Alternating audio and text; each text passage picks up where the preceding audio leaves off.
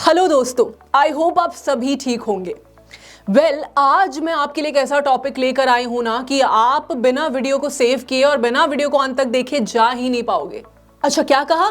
Topic क्या है? Topic कुछ ऐसा है जो आपको लाइफ लॉन्ग बहुत हेल्प करने वाला है।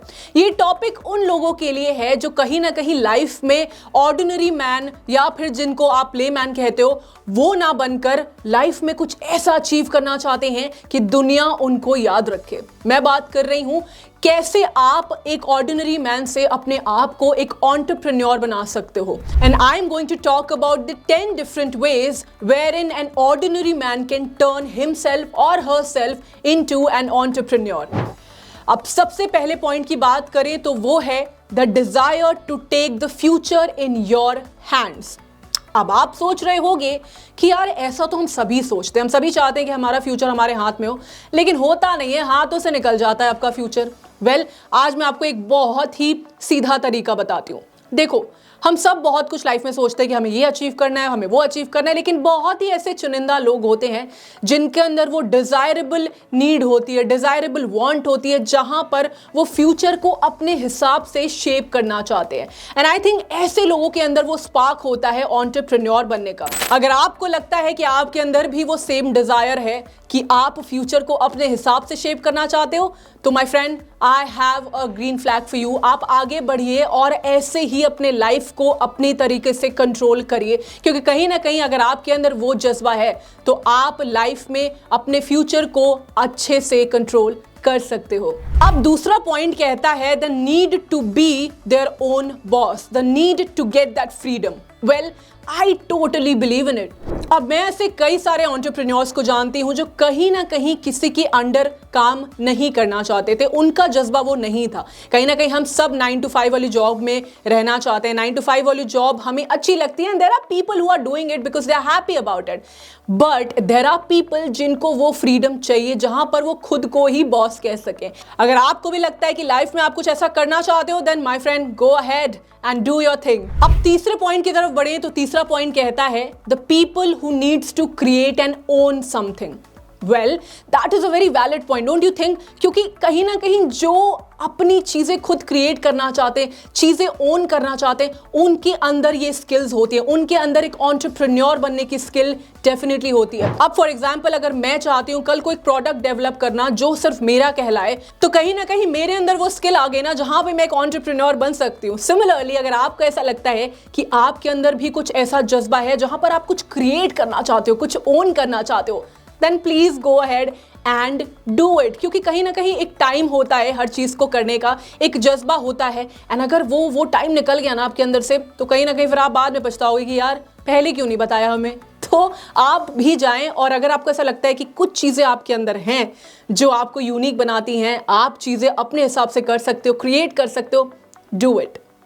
अब फोर्थ पॉइंट ये कहता है that there are people who recognise opportunities in problems. अब इसका क्या मतलब हुआ? इसका मतलब ये हुआ कि कुछ लोगों को ना प्रॉब्लम्स में अपॉर्चुनिटीज दिखनी शुरू हो जाती हैं, जो एक बहुत ही बड़ी एंटरप्रेन्योरल स्किल है। अगर आपके अंदर भी वो स्किल है तो आप डेफिनेटली अपनी जो भी करियर है उसको इजीली अचीव कर सकते हो। देखो, कहीं ना कहीं हम यूजुअली ना एज ह्यूमंस प्रॉब्लम्स को प्रॉब्लम्स की तरह ही देखते हैं। अभी कल को लाइफ में कुछ ऐसा हो गया जो मैं एक्सपेक्ट नहीं कर रही थी, तो मेरे लिए वो प्रॉब्लम हो गई, लेकिन ये भी हो सकता है कि उस प्रॉब्लम को कोई अपॉर्चुनिटी में तब्दील कर दे, और वो कहलाता है एक सही एंटरप्रेन्योर। अब फिफ्थ पॉइंट कहता है कि जिन लोगों के अंदर ना ये स्किल्स होती हैं एंटरप्रेन्योर बनने की, उन्हें टाइम के फ्लो से फर्क नहीं पड़ता। Which means if you have that skill in you, you don't care about time or what age it is. I totally believe in it. So there are many people around the world जिन्होंने कहीं ना कहीं अपनी as से भी आगे जाकर, जिसको कहते हैं ना 25 के एज में आपके पास एक अच्छी नौकरी होनी चाहिए, 27 में आपका घर होना चाहिए, 30 में शादी होनी चाहिए, एक्सेट्रा। लेकिन बहुत सारे ऐसे लोग हैं जिन्होंने ये नहीं किया है। उन्होंने मे भी अपनी करियर की स्टार्ट 40 की उम्र से की है, जो कि हमारे लिए ओ माय गॉड, 40 बहुत बड़ी बात है, बट देयर आर पीपल जिन्होंने ऐसा किया है।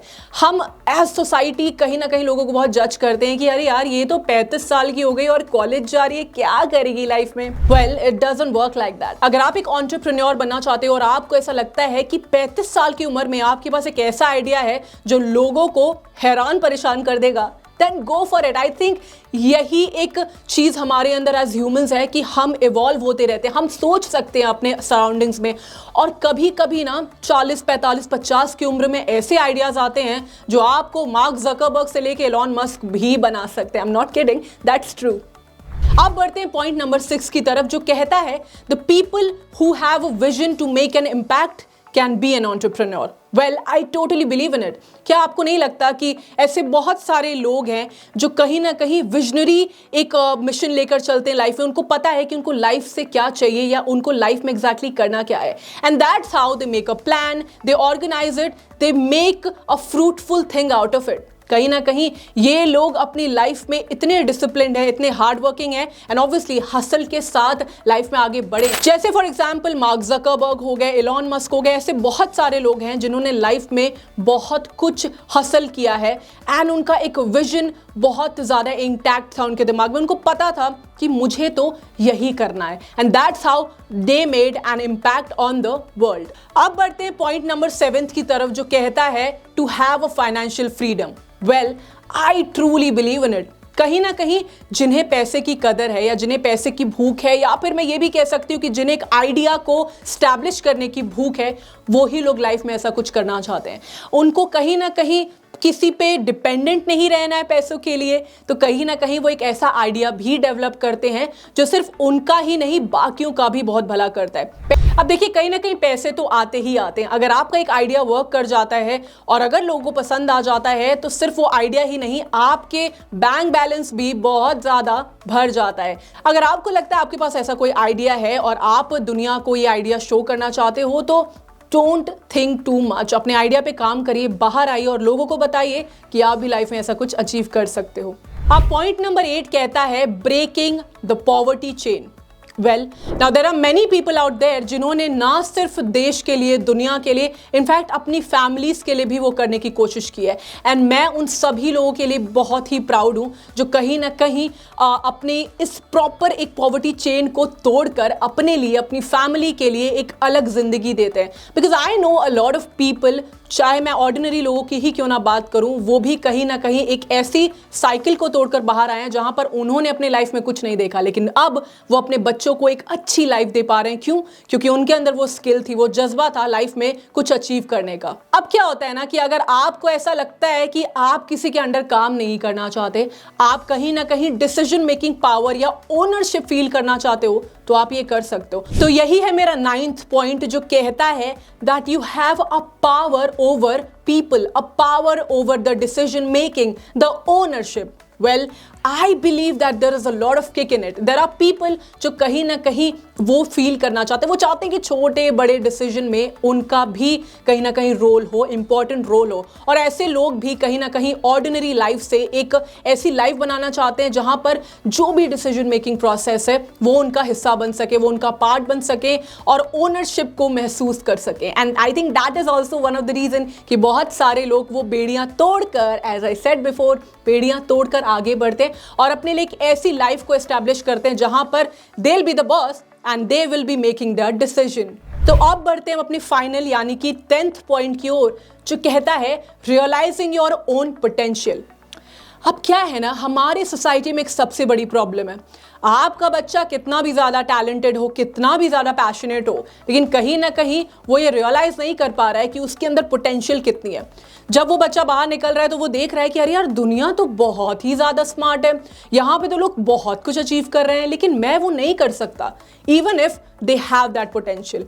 अब क्या होता है, अगर आप वो पोटेंशियल समझ गए तो आप लाइफ में बहुत कुछ अचीव कर सकते हो, लेकिन अगर आप वो पोटेंशियल नहीं समझ पाए तो यहाँ पे प्रॉब्लम होती है। So I think you really need to realise your own potential, कि आपकी कैपेसिटी क्या है, आपकी कैपेबिलिटी क्या है, या फिर आपका कैलिबर क्या है और आप क्या कुछ नहीं कर सकते। Because let me tell you this very honestly, psychology के हिसाब से ह्यूमन माइंड ना बहुत कुछ अचीव कर सकता है अगर वो चाहे तो। एंड आई थिंक कि हम सब में वो एक ऐसा किक होता है, एक ऐसा पैशन होता है जिसको अगर हम फॉलो करते चले गए ना तो हम लैडर चढ़ते चढ़ते कहां चले जाएंगे हमें भी नहीं पता होता है। एंड आई थिंक आपको वो बहुत इजीली एक ऑर्डिनरी पर्सन से एंटरप्रेन्योर भी बना सकता है, no matter which field you are into. तो हाँ जी, ये थे 10 ऐसे तरीके जहां पर मैंने आपको बताया कि कैसे आप भी एक नॉर्मल ऑर्डिनरी इंसान से खुद को एंटरप्रेन्योर बना सकते हो। और अगर हाँ वीडियो सच में अच्छी लगी हो तो कमेंट करने के बाद सबसे पहले आप बेल आइकन को प्रेस करेंगे, वीडियो को लाइक करिए, वीडियो को शेयर करिए और हमारे साथ ऐसे ही बने रहिए। अपना ख्याल रखिए।